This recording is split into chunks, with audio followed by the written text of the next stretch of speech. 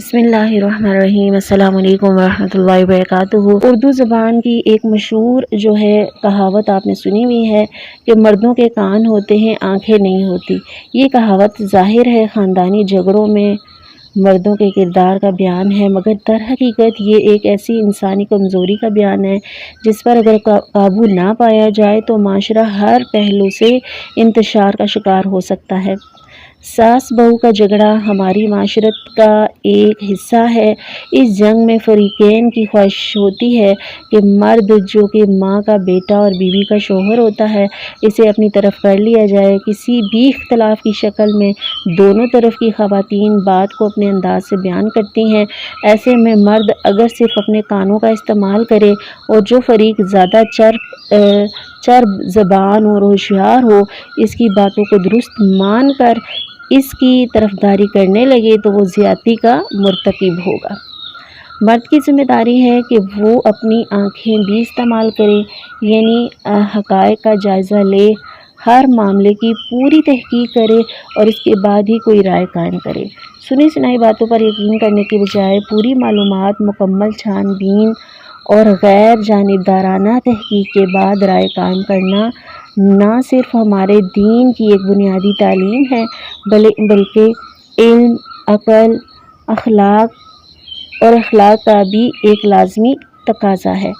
بدقسمتی سے اس دور میں مسلمان جن اعلیٰ اخلاقی اور دینی صفات سے محروم ہو چکے ہیں ان میں سے ایک وصف یہ بھی ہے کہ اس کے نتائج ہم جو ہے خاندانی جھگڑوں کی صورت میں دیکھتے ہیں، اور معاشرے میں یہ جو انتشار ہے، اناد ہے، باہمی نفرت، تعلقات کی خرابی کی شکل میں ہر روز ہمارے سامنے آتے ہیں، جس سے کیا ہوتا ہے پھر خاندان تباہ ہو جاتے ہیں۔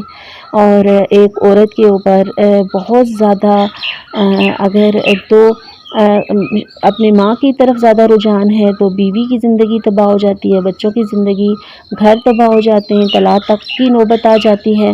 اور اگر اس کا رجحان یعنی مرد کا رجحان اگر عورت کی جو ہے میلان جو ہے بیوی کی طرف زیادہ ہے تو ماں کے ساتھ زیادتی ہو سکتی ہے۔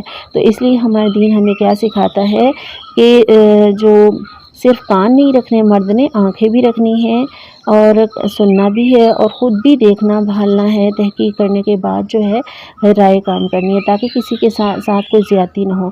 یا بیوی کا جو رشتہ ہے وہ فساد کی اور انتشار کی اور آگ کی اس جو بدگمانی کی آگ کی نظر ہو جاتا ہے، تو اللہ تعالی ہمیں سمجھ بوجھ عطا فرمائے۔ اور کسی کے اوپر الزام لگانا، بہتان لگانا کتنا بڑا گناہ ہے، یہ اگر ہمیں پتہ چل جائے سورۃ النور میں دیکھیے کہ کس قدر بڑا گناہ ہے کہ کسی کے اوپر بغیر تحقیق کیے، بغیر جانے کسی پر الزام لگانا، بہتان لگانا کتنا بڑی بات ہے۔ اور اللہ تعالیٰ فرماتے ہیں کہ تم ایسے ہی اس چیز کو منہ سے نکالتے ہو لیکن اللہ کے ہاں یہ بہت بڑی بات ہے۔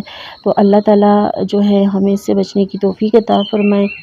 بغیر تحقیق کے بات کو ایک تو آگے نہیں پہنچانا چاہیے اور پورے علم کے ساتھ جو ہے کسی بات پر یعنی کسی چیز کے اوپر رائے قائم کرنی چاہیے اور کسی کے اوپر الزام تراشی نہیں کرنی چاہیے، اور تاکہ ہمارے خاندان جو ہے اور خاندانی رشتے پیارے بچ سکیں۔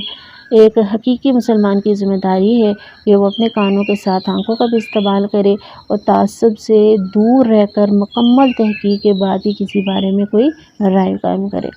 اللہ ہم سب کو توفیق عطا فرمائے اس پر عمل کرنے کی، آمین۔